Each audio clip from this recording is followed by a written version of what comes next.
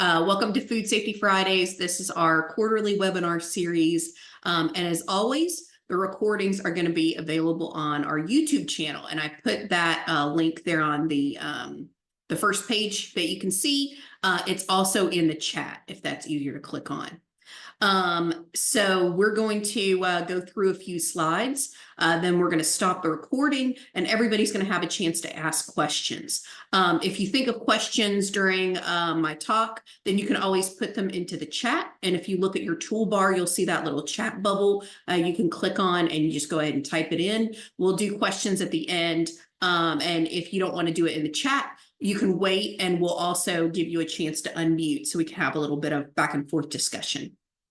So today for our webinar, we've decided to pair recalls and crisis management together because you probably know already a recall is just as devastating to a company as something like a fire or an earthquake can be sometimes. And so as better prepared as you are will definitely help you through that situation. And so we are going to focus on that preparedness for today's session. So our mighty team of two, Andrea Hines and myself, are always here to help y'all out. In addition to our experience here at Georgia Tech's Extension Department, we also have many, many years in food manufacturing and auditing. So we're definitely speaking from a source of experience when we talk about these topics today. Today we're going to talk about, I'm going to go through a couple different things. I'm going to kind of start at the top and go down the different layers. So we're going to talk about the regulatory requirements, specific what does the FDA, USDA, GDA require for recalls. Then we're going to talk about the contents, talk about really deep dive into how they work, and also how to work with your government liaisons if you actually have a recall. So the first part's definitely going to be focused on recall. And at the very end, we're going to touch on different types of crisis and the management and mitigation that you can do to prepare for those as well. Okay, so we're going to start off on the FDA side. So this requirement, the FSMA preventive controls for human foods rule is where the recall expectations are housed. Now, this is both for FDA and GDA, Georgia Department of Agriculture inspected facilities. And so FDA and GDA require a written recall plan if in your food safety plan you've identified at least one preventive control, PC, in your hazard analysis. Sometimes it's very, very rare that you wouldn't have a PC required. So this is a requirement for pretty much everybody. And the deadline for that is now. So that's already passed. So you need to have a written recall program now for your company. And we're going to talk about the components of that a little bit later on. Now, FDA did issue kind of a new adjacent rule. It's called the food traceability rule. And the deadline for that has been extended out to July 2028. But that rule really is applicable to certain commodities, so companies that make certain types of food. And you can Google FDA FSMA 204, and that will pop up to see that list of the foods that are really affected by that rule. And that just is a deeper dive into specific traceability documents that are required. Now, if you want to get a little bit more help on creating these written recall plans, the FDA has some really great recall guidance. And again, you can put PC Human Foods Guidance Chapter 14 into any kind of search engine, and that will pop up immediately. It's really, really nice.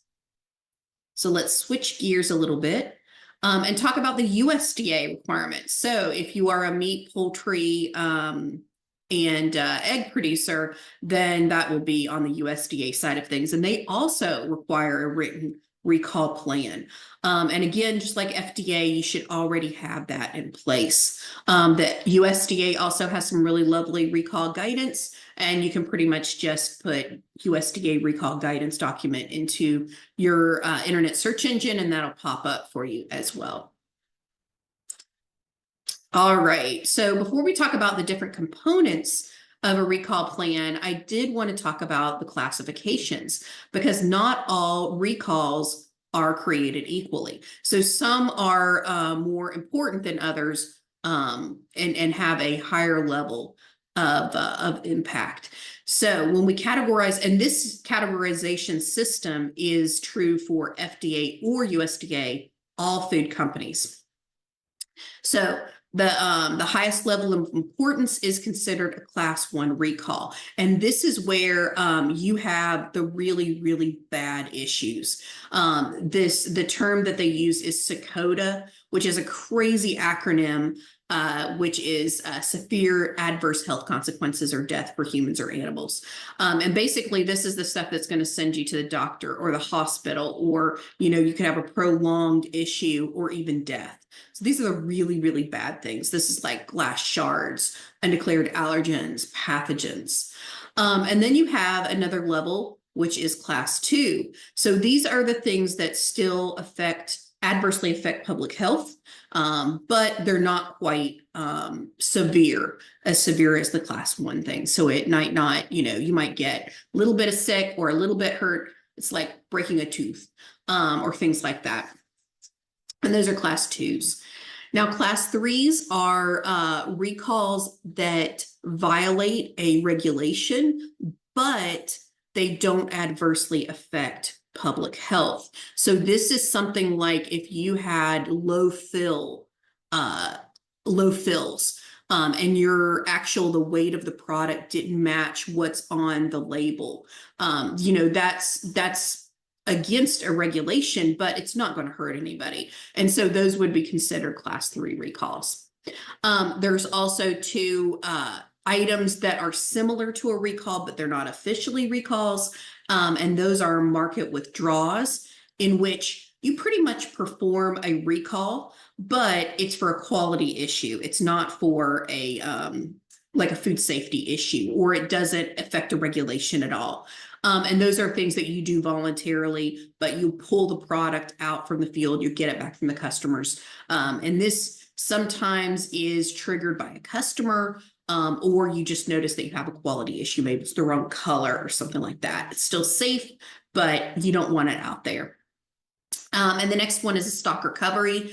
And this is when the product has not left your control. So maybe you've made it, even if it would be considered a class 1, 2, or 3, it hasn't left your control, so you can get your hands around it and dispose of it. That is not officially considered a recall. And funny enough, the people that determine if it's going to be class 1, 2, or 3 are not you at the plant. It's actually the FDA and the USDA. So we're going to go through kind of the decision-making process of when do you recall, when do you not. And so you would make a recommendation. You'd be like, hey, I think this is a class 2, but they would tell you, oh no, I'm sorry, it's class 1. Or yeah, we agree, it's class 2. They'll make that final decision. All right, so we talked about your written recall plan. So there's a couple different components, and you can think of it kind of as a binder, and those tabs are the different components. So you'll need a recall team, and this is people that are allocated to help in any facet of the recall process. So you think, okay, well, that's our food safety people, but you also have operational people. You'll have sales, because somebody has to contact customers. You'll have your purchasing people, your buyers involved, because often you have to talk to your suppliers too. And you might have other team members or managers involved in this too. So these people have to be named, and they have to be specifically people. It can't just be a position. And you have to have the contact information, the 24-hour contact information for those people in your plan. Because recalls don't always happen, 8 to 5 p.m. So then you have to talk about how traceability works. How do you figure out where product went, what raw materials, ingredients went into what day's batch, and where did that product go when it left the door? So you have to understand how that works. It might be running automatic recall reports, traceability reports in your system if you have like electronic scanning, or it could be just digging through the paperwork and kind of matching the receiving paperwork, the POs, to your batch operation paperwork, and then also for your shipping records and trying to make those links. So either way is fine, but you kind of have to give a very brief description of how that works. And then you got to talk about your communication. You know, we've already talked about there's supplier and customer contacts. You need to have their 24-hour contact information. And then also know which regulatory person would we be contacting if we had a recall. And I'll give you those names later on. You might have other people. Maybe you have a lawyer or regulatory counsel on staff. Then those are definitely people that you need to notify. You know, if you think you're going to have a recall. You might have consultants, or you might have an auditing company or certification body that you work with. And oftentimes you're required to notify them in the case of a recall. In addition to that, whenever you have a recall and product has gone to your customers, it's left your control, you need to take steps to get that product back, to identify where it went, to try to get it back if you can. And so you have to do an effectiveness check, which is the percentage of product that you were able to successfully track and bring back inside of your control. In addition to that, you need to have a plan on what are you going to do with this product? You know, and depending on that classification, class 1, class 2, class 3, you might have to destroy it. You might be able to rework it or relabel it. Or you might be able to, you know, send it to a different type of customer. And so that's called the disposition. So you have to have plans for that. You know, what are your different scenarios? How are you going to actually do that? It's not the case of just being able to throw product in the trash compactor. You might have to do some special things. So we're going to talk about that a little bit later. And then lastly, you have to have procedures around how you're going to terminate the recall. Now, terminating the recall, officially ending the recall, is a glorious day, but often you have to have cooperation between your customers, maybe your suppliers, and definitely your governmental contacts. All right. So oftentimes people ask me, how do I know that I'm going to have a recall? And recalls can be triggered in a couple different ways.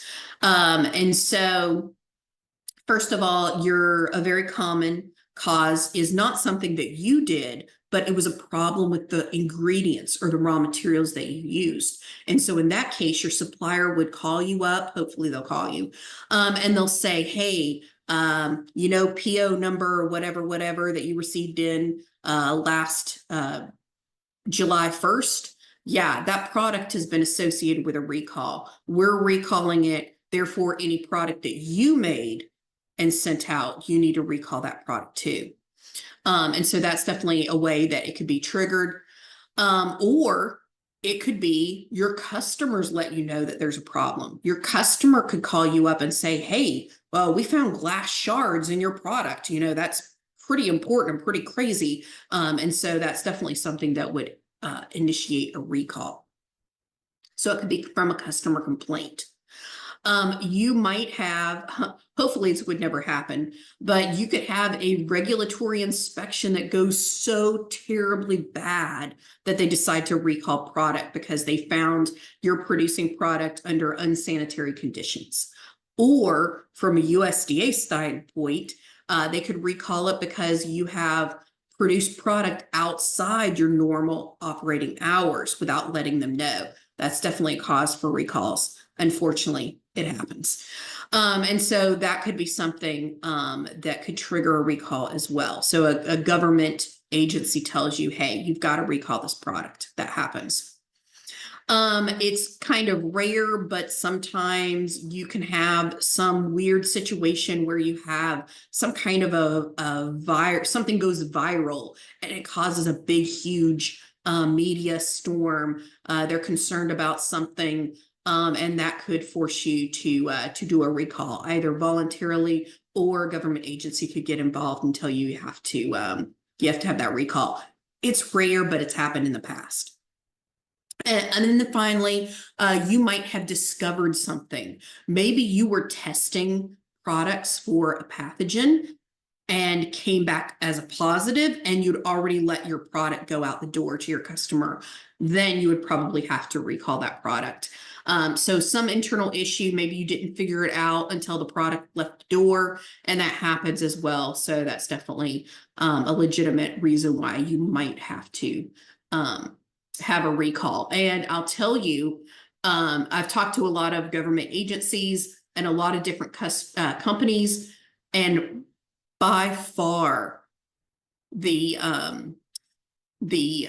most common time that recalls are formally announced are on Friday afternoons, because basically what happens is a company will discover something and they'll kind of like go back and forth, like, should we have a recall? Should we not? Blah, blah, blah. And they'll delay and delay and delay until Friday afternoon. They're like, ooh, well, this decision can't be left till the weekend. So they go ahead and launch the recall. So it's very important to try to get that decision-making process done as quickly as possible.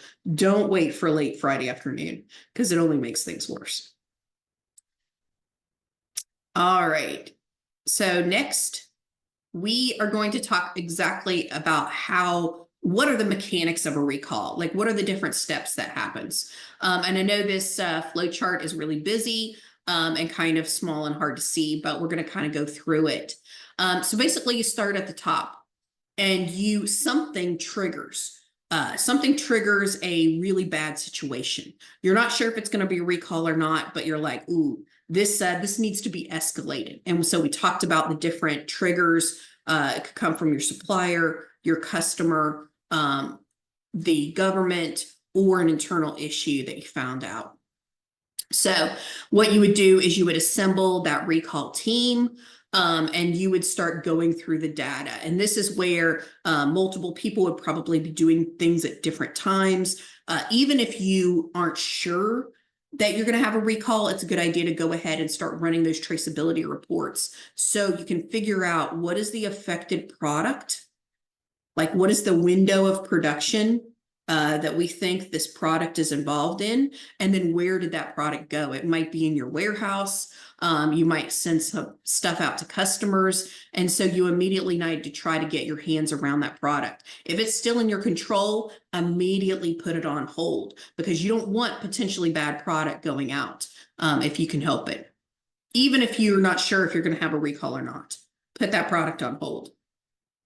At this point, don't notify customers yet, because you still have to figure out, is it actually going to be a recall or not? So this is when you do your investigation. You figure out, how bad is this problem? Does it affect public health? Is it a food safety issue or regulatory issue?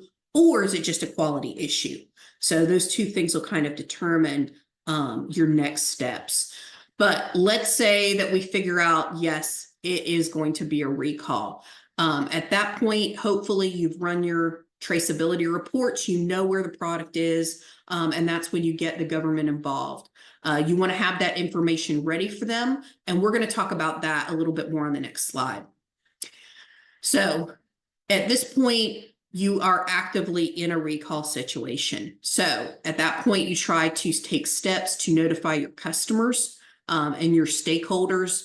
So you let them know what the product is, and try to give them as much information as possible, and let them know what you want them to do with the product.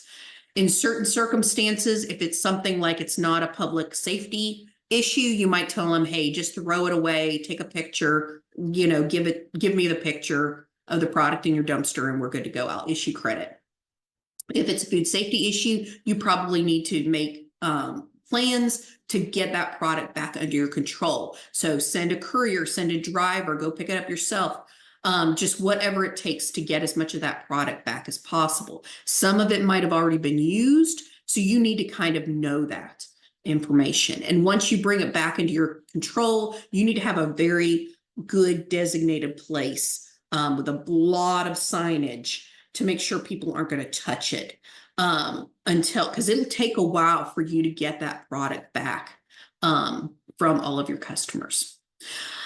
So some of those things happen at the same time because sometimes you have one or two customers to notify and it's not that big of a deal, but sometimes you have a whole huge list just depending on how many different customers you have. So you might need multiple people ready to deal and to communicate with these customers at the same time because the time is a factor. Once you officially start that recall, you need to notify those customers as quickly as possible.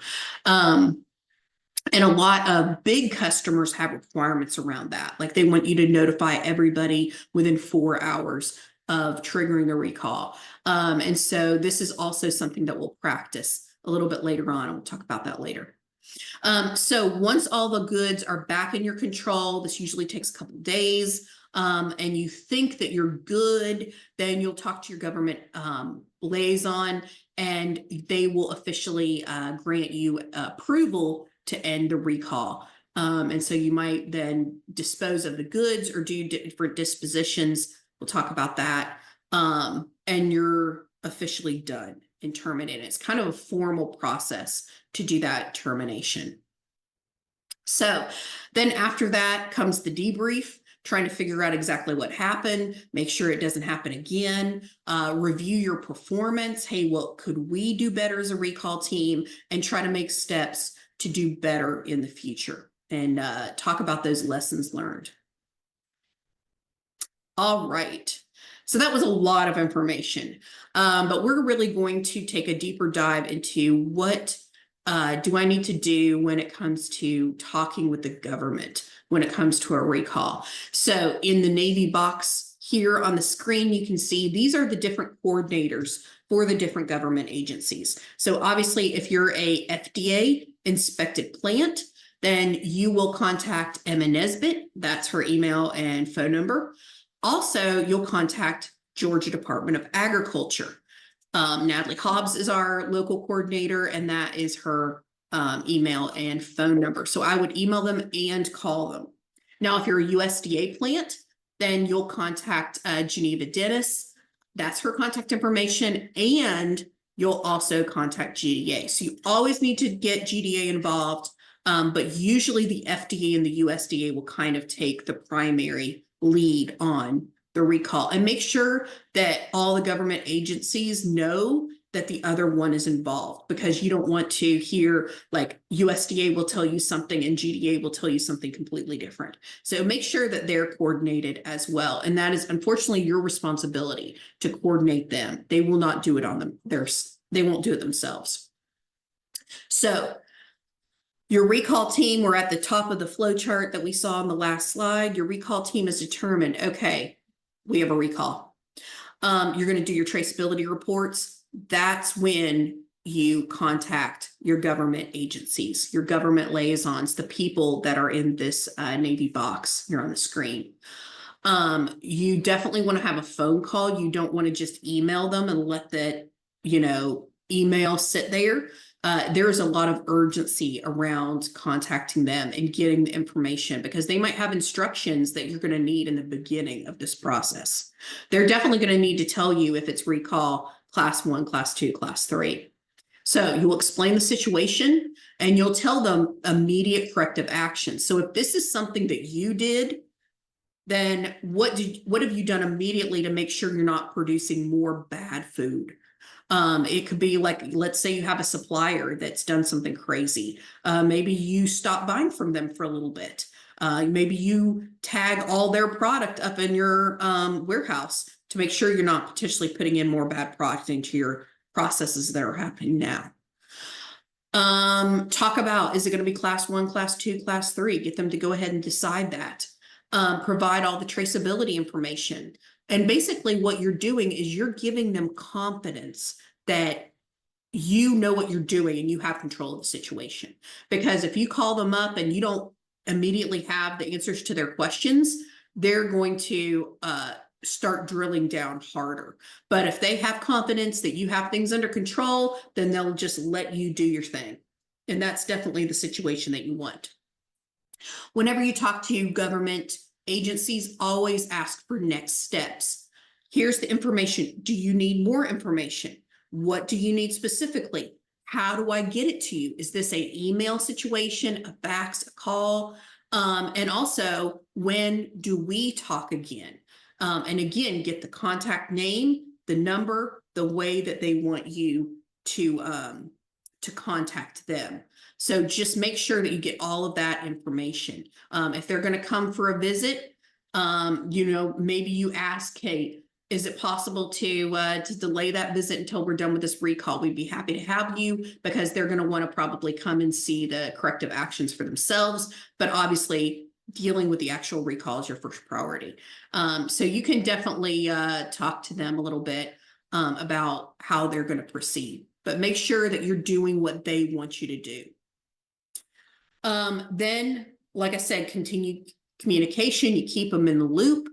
And then one of the things that I learned the hard way, when you're bringing in the product that you've recalled, either you have it in your control, it's like still in the warehouse, or you've brought it back in from your customers.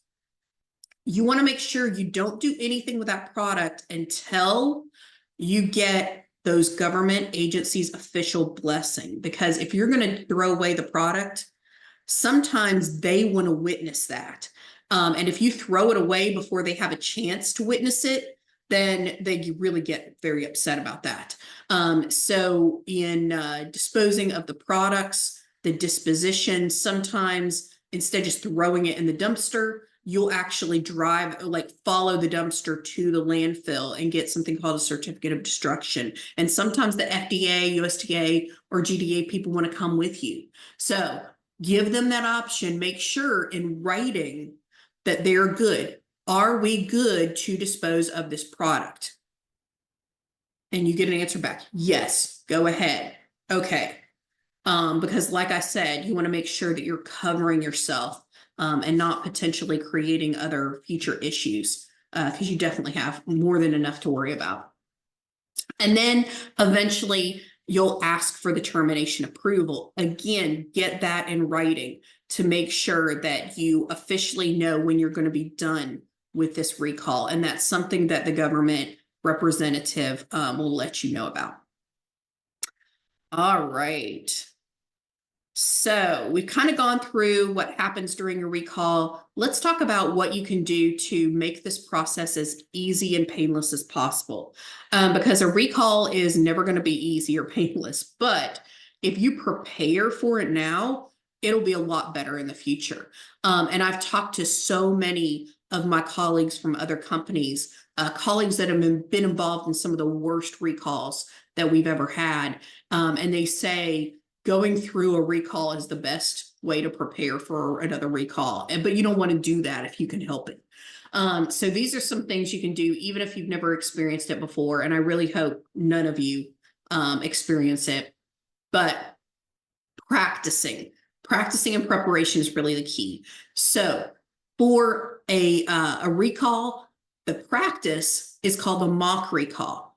You can call it a practice recall, but mock recall is kind of the industry term that we use, so people will know what that means.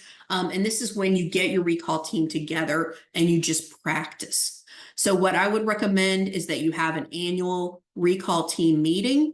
What I used to do when I worked in manufacturing that really helped me is I would just designate a month. I was like, August is annual recall team meeting month. So I set myself a calendar reminder so I wouldn't forget. And we would have our annual recall team meeting. We would do mock exercises. And then I always knew that it got done.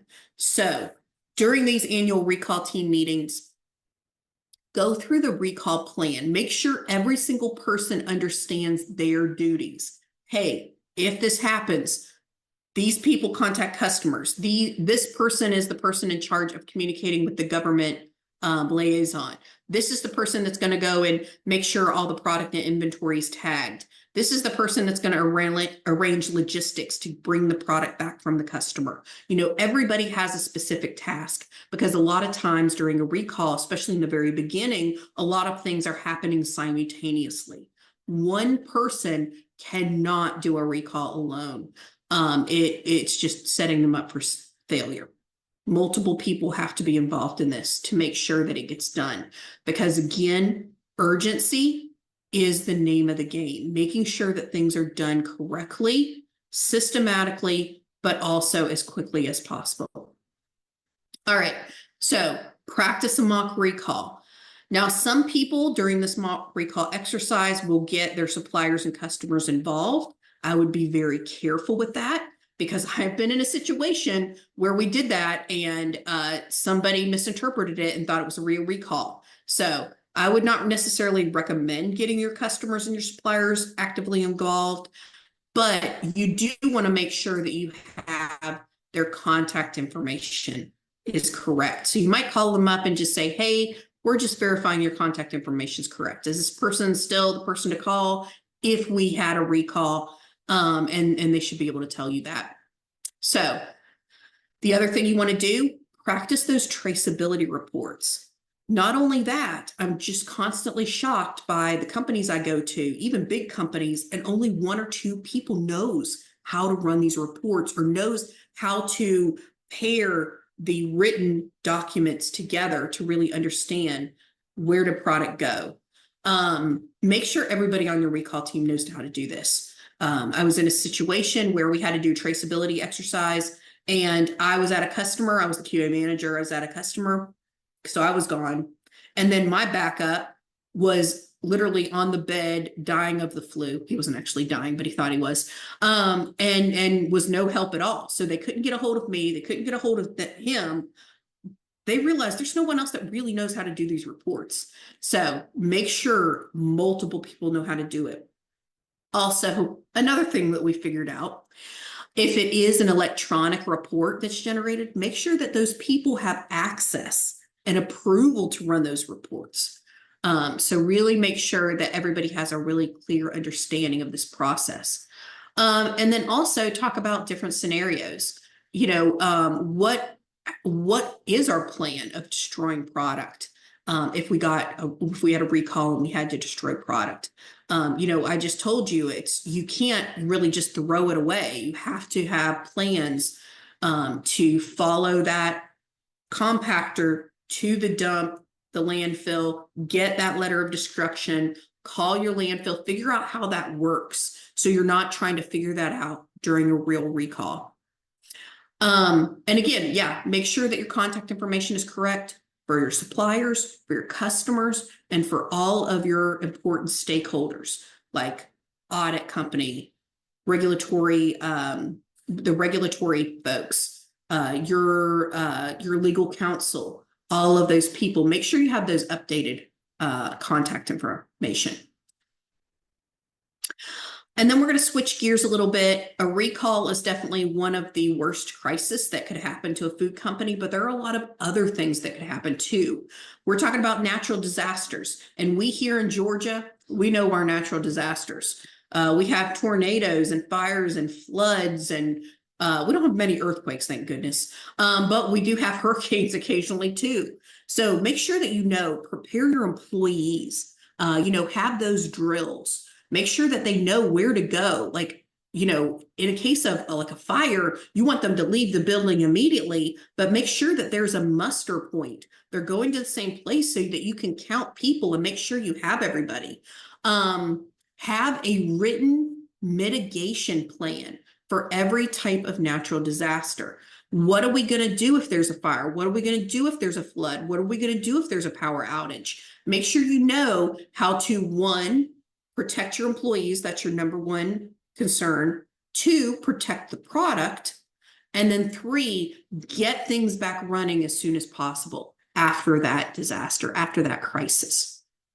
And so preparing for a crisis is a lot like preparing for a recall. Have an annual crisis team management meeting. Don't make it the same month as your recall team. Keep it separate. And then focus on those other types of crisis, like a strike, like an accident, you know, something that's usually devastating to a company. Make sure that you have a crisis team, might be the same as a recall team, that's fine, but make sure that everybody knows what their role is going to be. Who's going to be your media spokesperson? Because if you have a situation that's bad enough, You might have the local or even international media knocking on your door. Make sure that you have one person that's been trained, that knows exactly what to do and say, and make sure everybody knows who that person is. I was really surprised when I worked in a corporate manufacturing company. I would actually go and I would ask people, hey, who's your designated media spokesperson? And it was insane how many people thought it was somebody different. So make sure everybody's on the same page, and make sure everybody knows how to deal with the media if they came calling.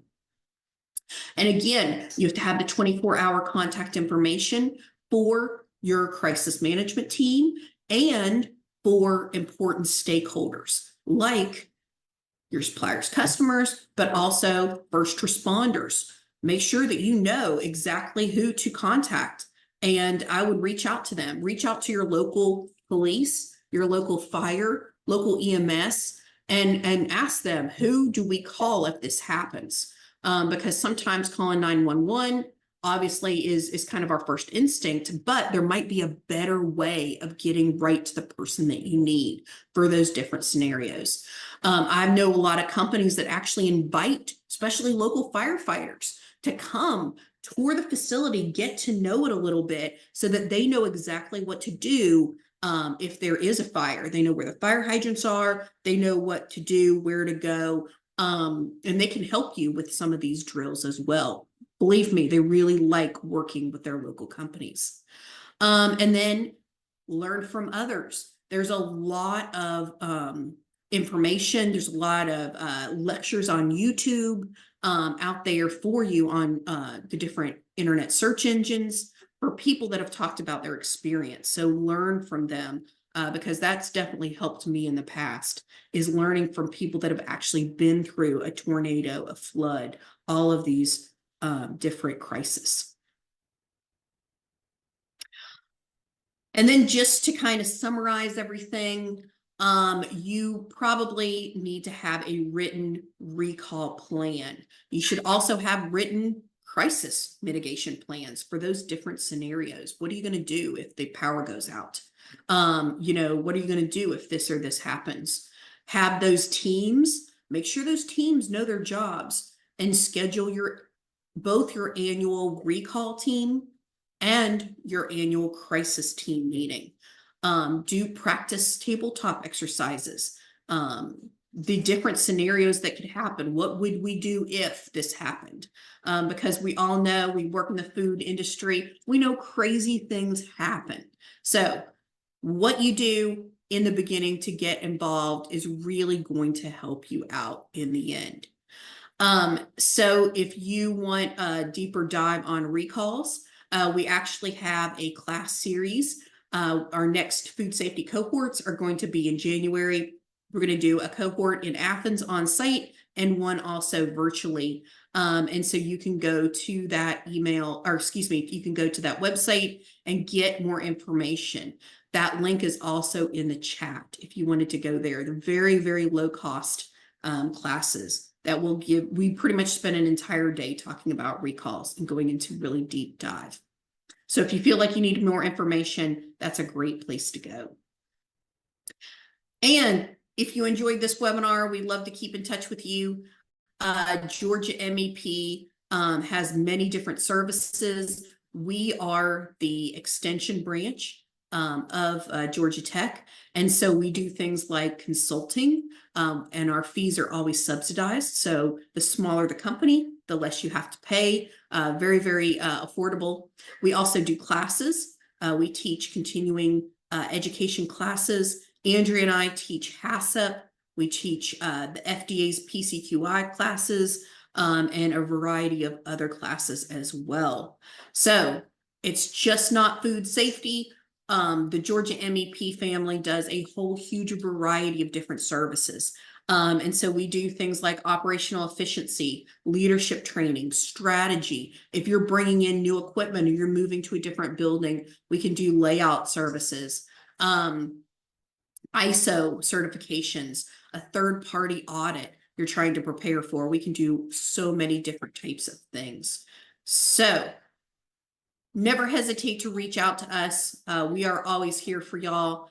This is both my business card and Andrea's business card, and our emails are up here. We'd love to hear from you. And with that, we're going to go ahead and end.